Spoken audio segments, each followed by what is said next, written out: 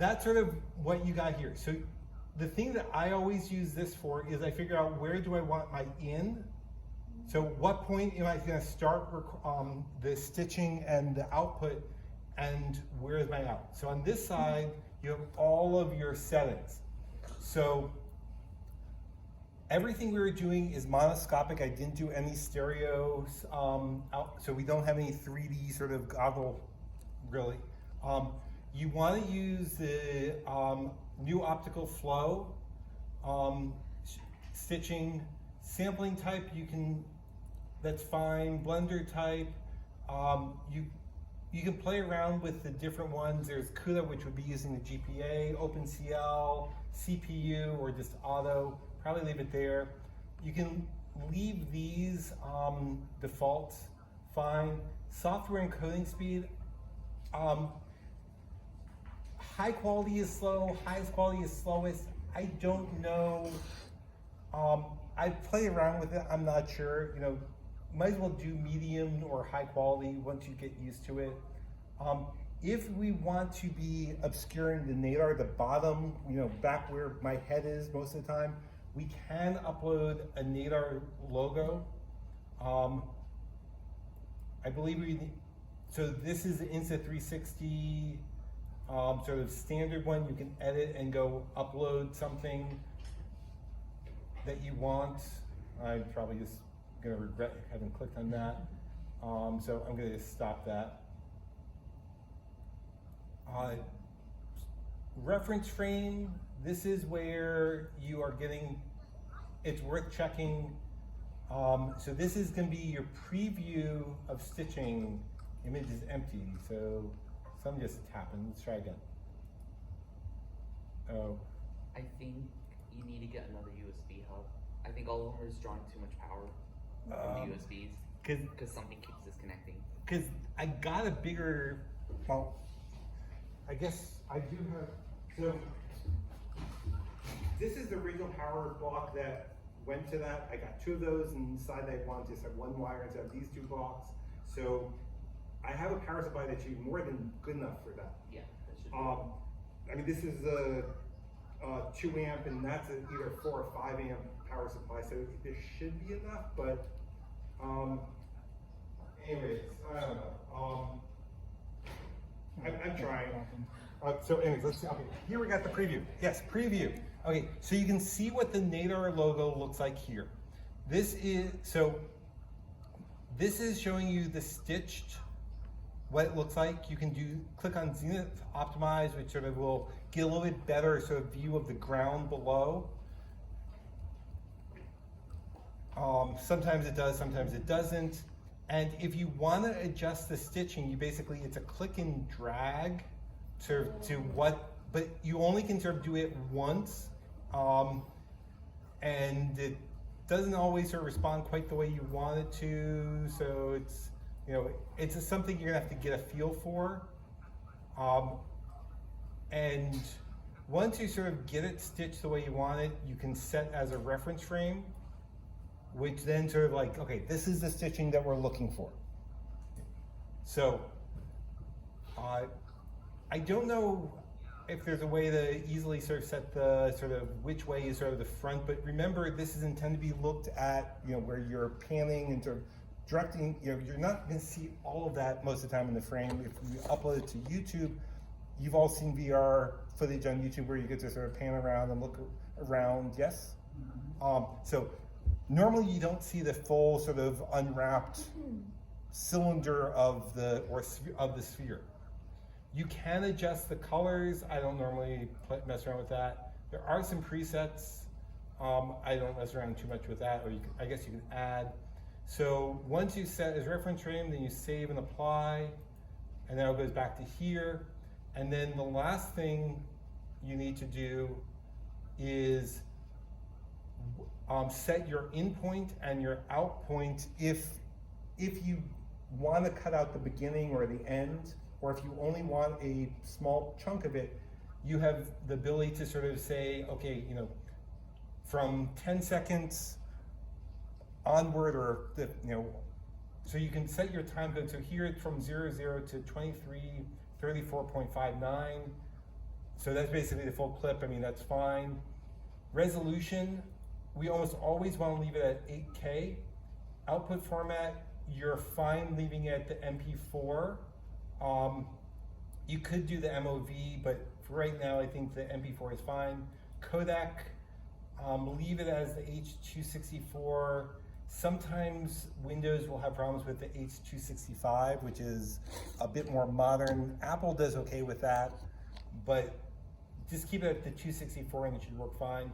Profile, I mean, you can play around with these. The bit rate is something that you're not necessarily going to be playing around with, that's automatic. But if we're uploading to Google Street View, when we're walking, we actually want to change the frame rate, I would say, down to 1 frame per second. Because when we're walking, you really don't need 5 frames per second for Google Street View. That's only when you're uploading to Google Street View. And that's with the 60 frame or the 5 frame stuff we did. The stuff we shot in 5 frame is intended to be Google Street View if it's good. If it's bad footage, we don't need to upload it. For the 60 frame, that's for us to play around with, but also for extract some good stuff for Google Street View. So 1 frame per second is there. So you set there, and for Google Street View, you turn the audio off because you really don't need it. And then the last thing you do is you select your path for where are you going to save this. I'm going to go to fast disk, and I'm going to check. Oops, let me make a new folder. How do I make a new folder? New folder, there we go. So, LAR.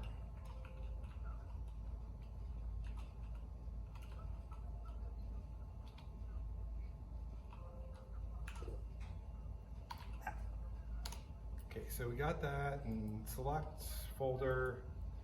Now, the last thing to do is the file name. So the default is a lot of numbers. The first bunch, VID, then you have the date that it was filmed at, the time it was filmed at. So that's the first set of numbers, so always leave those there. The second set of default numbers is the time, and is the date and time of when you're doing your stitching. I don't necessarily care about that unless I'm messing around and trying a bunch of things to, this is where adding a descriptive file name is essential. Where is it? And then certainly your resolution and frame rate. So I would sort of, I don't remember where I am here, but this would certainly be 8K1F. And somewhere upper, I think it's upper LAR. If anybody remembers, or this lower LA, I don't remember. What's the date? 19th. The 19th, that was Monday. Okay, so that's upper LA River. So You need to do this for, sorry. you need to set the file name for every single time you go stitching. But you can only stitch 1 file at a time? No. So you have 2 choices. Once you sort of do all that, you can click Stitch Now, or you can add to Batch List. So this is the first one we want to do, so I can just click Stitch Now, and then it's going to start stitching, and now I can go start working on my next one.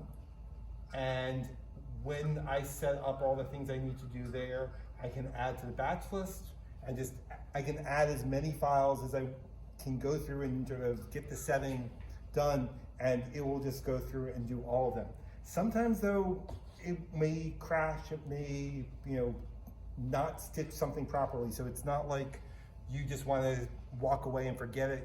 If you do it overnight, you're going to want to come back and sort of make a note of which one's the error log, which you don't have anything right now. You can also, if you just are adding stuff to the batch list, when you're ready, you can click Start Now, which is down here. And it tells you, okay, that it has 47.5 minutes left. So this was a 23-minute file. Wow. So it's taking twice as long to stitch as, I was hoping this computer would be faster.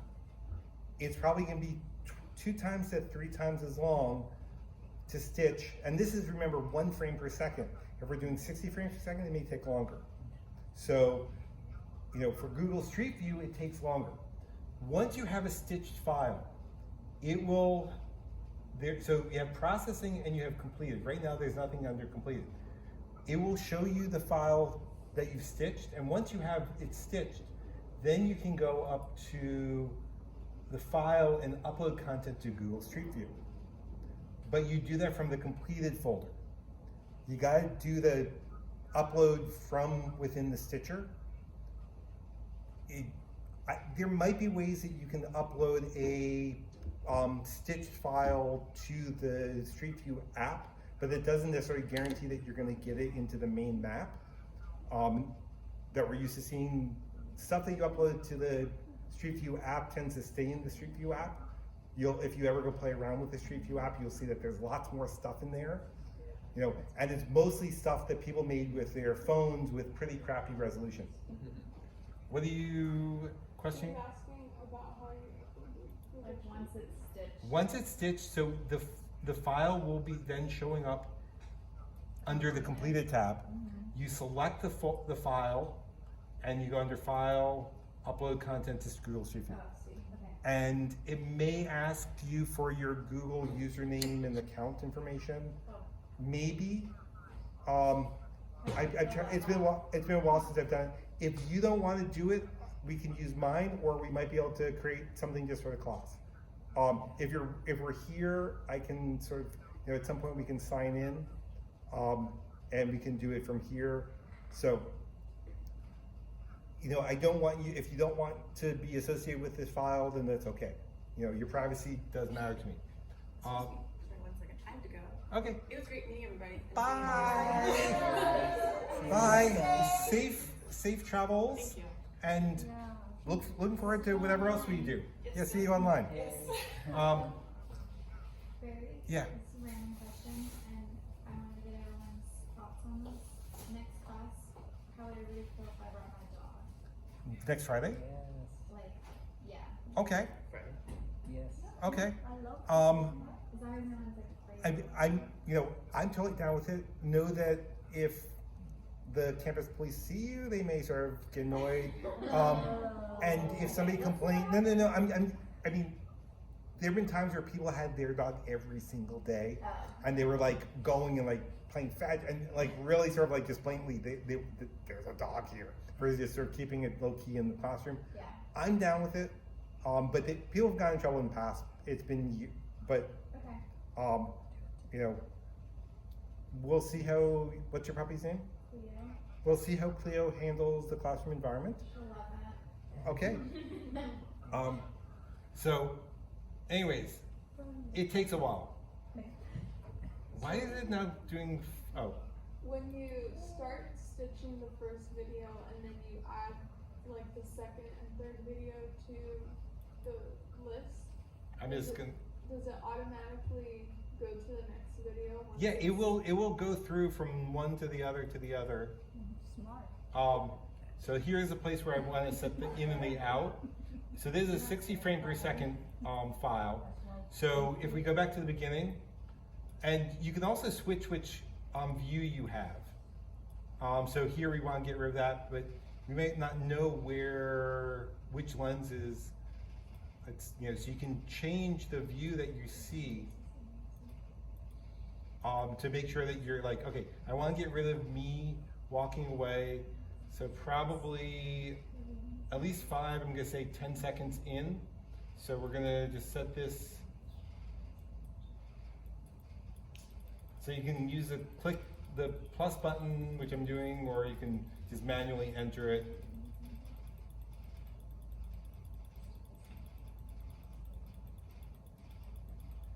Now notice that you have a little play button here and you have a cancel button here. So you can cancel through there. So I think I'm gonna cancel the first one we were doing in just a moment. So I'm just gonna cancel that because I don't want 40 seconds of that. You can try stitching this one, and let's set this one. This was 60 frames per second. Let's see where we go. I haven't set the preview. Let's go down to 1 frame per second. Where is it? If you cancel the one that you just had with the reference, does that get rid of your reference? Yes, stitch? the reference is per each version. So if we want to go reset the reference, and half the time it does a pretty good job with the stitching. Especially if it's a static shot, it should sort of automatically sort of work pretty well. So this is only a 25-second clip, so that looks pretty good to me. When you're walking and hand carrying it, it tends to be where you might need to do it, especially if I'm like holding it out at an angle like a selfie stick and trying to shoot down. That's where you definitely need to do it. This looks pretty good, so I'm just gonna save, and let's see how long this one,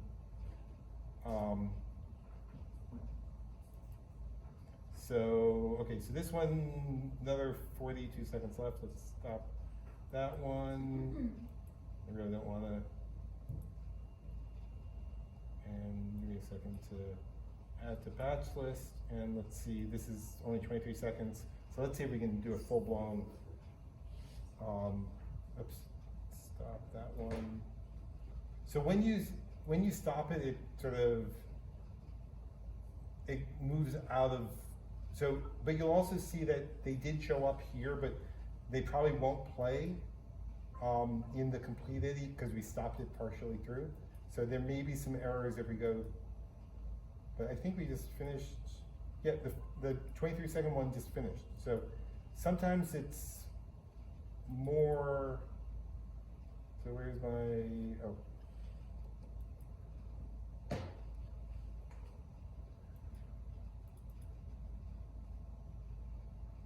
So I need to get a better video player because I don't think it's gonna like these. Plays fine on the QuickTime and Mac. I think I may have another video player.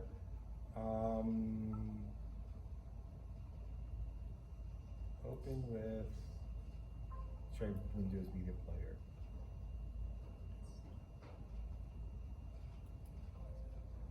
Nope, I don't like these. So that's another thing I need to figure out. I was hoping this thing would be faster. I'm thinking my Mac may actually be faster these days. But that's stitching. So, you know, if you want to, you know, stick around and just play around with it here before you head home, I'm fine. I don't need to turn this off. I don't need to, you know, tear it down. Or we can just pack it up and sort of figure out who's getting the, you know, who wants to take home the USB hub. Let me see if I have the other USB hub in my